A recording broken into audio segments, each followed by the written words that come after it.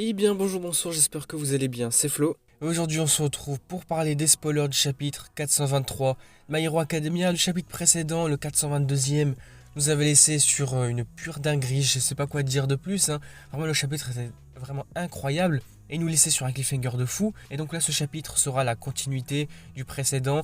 Vous allez le voir, le chapitre est tout aussi incroyable et même plus incroyable que le précédent. Avant que la vidéo ne commence, je vous le rappelle, si vous voulez soutenir et suivre les prochaines vidéos, n'oubliez pas de vous abonner à la chaîne.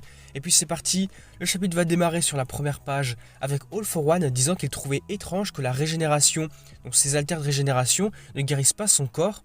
En plus de cela, l'hostilité de chaque héros qui était présent s'est réunie pour confondre le sens du danger qu'il avait toujours, on le rappelle, Shigaraki l'avait volé à Izuku, et donc ça a fait en sorte de cacher un peu la présence de Deku. La deuxième page va nous montrer que le corps de All for One est épuisé, vraiment complètement épuisé, et même que son état mental n'a jamais été aussi mauvais que depuis la mort de Yuichi. Donc on voit qu'il est à la fois déboussolé mentalement et puis épuisé physiquement. Là, il est vraiment au plus mal. Deku va ensuite se souvenir que All Might avait dit qu'à la base, le One Fall, lorsqu'il le transférerait, ferait exploser un corps faible et va dire à All For One qu'il a directement reçu le pouvoir cultivé par les 9 utilisateurs.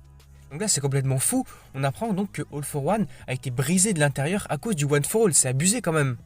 Bon, ici, pour en parler rapidement de ce point de vue-là, je ne sais pas si c'est vraiment une incohérence ou pas, mais je ne sais pas trop comment ça a pu se passer, comment le One for All a pu briser All for One, puisqu'on avait vu que Izuku avait transféré les alters petit à petit, un par un, et que donc All for One n'était pas censé être brisé, puisque de toute façon son corps lui supportait de multiples alters. Donc pourquoi le One for All comme ça l'aurait brisé? Je sais pas trop, c'est pas comme s'il avait reçu tout d'un coup, comme l'aurait eu par exemple Izuku, et donc là son corps aurait explosé, ok, mais là je comprends pas trop, je sais pas. Bon, dans tous les cas, nous continuons cette review des spoils à la page 3. Nous allons voir le corps de All For One qui va commencer à se briser carrément, comme s'il se faisait détruire par Shigaraki, comme s'il utilisait son alter de désagrégation.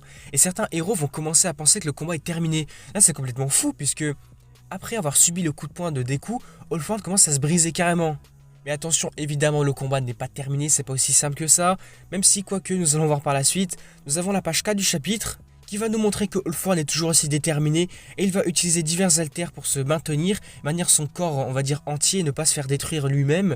Il dit qu'il n'a pas encore accompli quelque chose, il n'a rien accompli et qu'il ne peut pas mourir pour ça car le Seigneur du Mal est absolu et qu'il doit réaliser son rêve. Il va leur dire qu'il suffit simplement de tout recommencer comme il l'avait fait par exemple avec Shigaraki. Et nous avons alors l'explication de comment il compte faire ça. La page 5 va nous dire qu'en d'autres termes, il suffit simplement à All For One de transférer son alter d'All For One à Midoriya par exemple, ou à un autre héros sur le champ de bataille, et de prendre possession de leur corps comme il l'a fait avec Shigaraki. Alors là, c'est vrai que quand j'ai vu ça dans les premiers spoils, quand c'est arrivé sur Twitter et tout, j'étais complètement fou. Je me suis dit, mais attends, mais c'est une dinguerie là. J'ai l'impression de comprendre ce qui se passerait potentiellement par la suite, ce que l'auteur voudrait nous transmettre. Mais en tout cas, moi j'ai eu une petite théorie, mais bon, ça s'avère pas vraiment vrai par la suite, mais ça va arriver un petit peu quand même et pas totalement comme je le pensais. En fait, j'aurais pu penser que All For One aurait transféré son alter à Deku et que donc à la suite de ces événements, on aurait eu le corps de All For One, le corps de Shigaraki qui se serait détruit, qui serait mort, mais que par la suite on aurait eu un combat dans les vestiges. Et c'est à partir de là qu'on aurait eu la confrontation finale du All For One contre le One For All. Je pense ici que ça aurait pu être une bonne continuité de combat et une bonne, on va dire, introduction pour le combat final dans les vestiges, mais bon, ça va pas totalement se passer comme ça. Nous continuons donc sur la même page, nous allons voir que All For One va s'approcher de Deku, mais d'un coup on a Kurogiri qui va se mettre à bouger. Présente Mike va crier Shirakumo et il va lui répondre Shota. Yamada, je suis désolé mais je dois y aller, je dois protéger Tomura Shigaraki, avec une belle case qui représente donc les deux personnages Shigaraki et Kurogiri dans leur bar, leur base de vilains.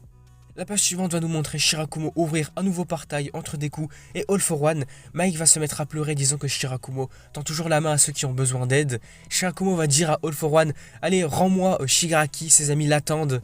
La page 7 ensuite va nous montrer Kurogiri qui va commencer à disparaître. Alors je sais pas comment c'est possible, comment ça marche, comment Kurogiri disparaît alors qu'il ne lui est rien arrivé en fait. C'est pas comme s'il avait subi des dégâts ou je sais pas quoi, il se faisait tuer par Shigaraki. Je comprends pas trop comment il disparaît là aussi. Ou sinon j'ai peut-être une théorie, est-ce que son esprit serait trop perturbé? Il y aurait à la fois Shirakumo et à la fois Kurogiri, donc ça serait trop perturbé, il se serait brisé de l'intérieur un peu comme Shigaraki. Mais attention, avant de voir ça, à la toute dernière seconde, qui nous voyons? Alors là c'est vraiment incroyable, très surprenant, c'est vraiment une grosse surprise puisque beaucoup n'attendaient pas son retour. Mais qui on voit? Nous avons le retour de Bakugo. C'est abusé, nous avons Bakugo comme ça qui est de retour. On a vu le retour de pas mal de monde, donc Ochako, tous les héros de la classe A, plein d'autres héros comme ça professionnels. On a eu Shoto, Endeavor et là, qui d'autre que Bakugo? Et donc Bakugo va arriver aux côtés de Deku, il va le propulser en avant avec ses explosions. Et là par contre c'est complètement fou là aussi, une fois de plus c'est incroyable.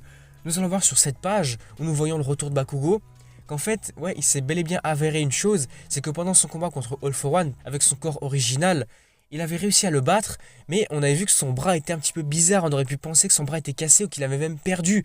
Mais là c'est vraiment vrai, on le voit sur la page, son bras droit il est cassé, il l'a perdu carrément. Alors là, je sais pas si vous vous rendez compte, mais là, au cours de cette guerre, au cours de cet arc, et même depuis tout le long de My Hero Academia, Horikoshi, il a fait en sorte que tout le monde va perdre des membres. Mais c'est quoi ça? À la fin, il y aura plus personne qui aura des jambes, des bras, c'est n'importe quoi. Bon, en tout cas, passons ce petit moment, on va dire, humoristique, hein, d'un côté. Nous allons voir à la page 8 que Mike va crier que Bakugo devrait être à l'hôpital à l'heure actuelle, mais il est venu avec son alter carrément. Bakugo va dire que Shoto lui a permis de faire une rampe de glace pour monter là-haut et d'arriver facilement. Il va dire fais attention ou sinon je finirai par te surpasser Izuku. Bon, pour un peu spoiler, hein, je pense que à la suite des événements, à la suite de l'histoire de My Hero Academia, je pense que Bakugo va bien surpasser Izuku, hein, puisque s'il n'a plus One for All, je pense que c'est un peu mort pour lui. Hein. Continuons à la 9ème page, Deku va dire qu'il ne pardonnera jamais à All for One par rapport à ce qu'il a fait, mais qu'il n'est pas un monstre incompréhensible ou un seigneur du mal, et qu'il est peut-être capable de le comprendre. Puisqu'il va dire qu'au fond il est juste un homme très seul. Deku va leur insérer un autre coup de poing, puis nous allons voir All for One seul dans les vestiges. Nous voyons le vestige d'All for One. Bon là pour parler un petit peu encore là-dessus, c'est abusé, là tu vas me dire que Izuku, il voulait un peu sauver All for One aussi. Non mais là c'est trop. Déjà qu'il partait pour sauver Shigaraki, maintenant tu vas me dire qu'il sauve All for One. Non c'est trop. Donc continuons alors à la 10ème page où nous allons voir All for One, son vestige qui va parler à une flamme qui représente le One for All et qui représente surtout Yoichi, le premier détenteur du One for All. Il va dire que le dernier coup de poing de Midoriya a transféré la dernière étincelle du One for All, c'est-à-dire les derniers fragments de Yoichi, la terre en lui-même. All for One va dire qu'il se moque complètement de cela, il veut juste voir le visage de Yoichi, de son frère. La page 11 va nous montrer Yoichi qui va dire qu'il n'a pas réussi à emmener son frère dans la bonne direction, mais que maintenant Midoriya permet enfin aux deux frères Shigaraki de se reposer. Alors là, est-ce que c'est sans doute une métaphore pour dire que les deux vont mourir et que donc ils vont reposer en paix, un truc comme ça? Bon, pour le coup, je pense que pas en paix hein, pour All for One, surtout en paix pour Yoichi, mais pour All for One, il ira ailleurs, hein, sans doute. On continue avec All for One qui va commencer à crier, à être désespéré, disant qu'il ne permettra pas cela, qu'il aime Yoichi et a besoin de lui à ses côtés. Yoichi va dire qu'il est maintenant temps pour All for One de payer pour ce qu'il a fait, pour tout le crime d'avoir utilisé tant de personnes et qu'ils ne sont pas seuls là-dedans. Et donc à la suite de ça, qui nous allons voir? Mais là aussi c'est incroyable, une fois de plus, nous allons voir tous les utilisateurs du One for All, tous présents dans les vestiges, plus Shigaraki qui est là aussi, qui vont sortir de l'ombre. Là c'est vraiment complètement fou, tout le monde est de retour, c'est abusé. Et puis sur la page suivante, qui nous allons voir? Donc Deku, Shigaraki, Tomura, et puis tous les autres utilisateurs du One for All qui vont lancer une attaque sur le vestige d'All for One. Là vraiment, je vous montre la page, hein, évidemment comme toutes les pages, mais là elle est vraiment incroyable, très symbolique, elle est vraiment incroyable cette page. Sans doute là aussi, une fois de plus, une des meilleures pages de My Hero Academia, je pense. Nous continuons sur la 13ème page du chapitre qui va nous montrer le vestige d'All for One disparaître et les mains de Deku et de Shigaraki vont se toucher. Tomura va dire qu'il pensait avoir été complètement englouti par All for One cette fois-ci, mais le vestige de Nana Shimura s'est connecté avec lui et l'a empêché de disparaître. Il va dire ensuite à Kurogiri et nous allons voir les derniers morceaux de lui. Alors là ouais, j'ai bien l'impression que Kurogiri est mort aussi, que ses fragments ont été détruits et qu'ils n'existent plus. Shigaraki va dire qu'il n'a pas réussi à détruire quoi que ce soit, même s'il a brièvement retrouvé son corps. Midoriya avait raison, au fond il était juste un garçon qui pleurait, c'est pourquoi il n'a pas pu détruire les mains de Deku. La page 14, nous continuons, on va dire que Deku a continué de se battre parce qu'il ne pouvait pas pardonner ce que Shigaraki avait fait, mais aussi parce qu'il voulait qu'il arrête ça, il voulait que la tristesse soit terminée. Là Shigaraki va prononcer ces mots, Izuku Midoriya, si Spinner est toujours en vie, dis-lui ceci, Tomura Shigaraki a combattu pour détruire jusqu'à la fin. Deku va dire qu'il a réussi à détruire ce qu'il devait vraiment. Et puis le chapitre va se terminer sur la dernière page, la 15e, qui va nous montrer le retour dans le monde réel, avec encore une fois une magnifique page, mais vraiment Horikoshi a enchaîné les dingueries dans ce chapitre, vraiment un très très bon chapitre en globalité. Il va nous montrer le monde réel et va révéler que le corps de Shigaraki et que All for One et Shigaraki maintenant ont été complètement détruits et réduits en poussière, ils sont morts. Et puis le chapitre se termine là-dessus, nous voyons que la pluie a enfin cessé et que le soleil réapparaît. C'est la fin du chapitre, nous apprenons qu'il y a une pause la semaine prochaine.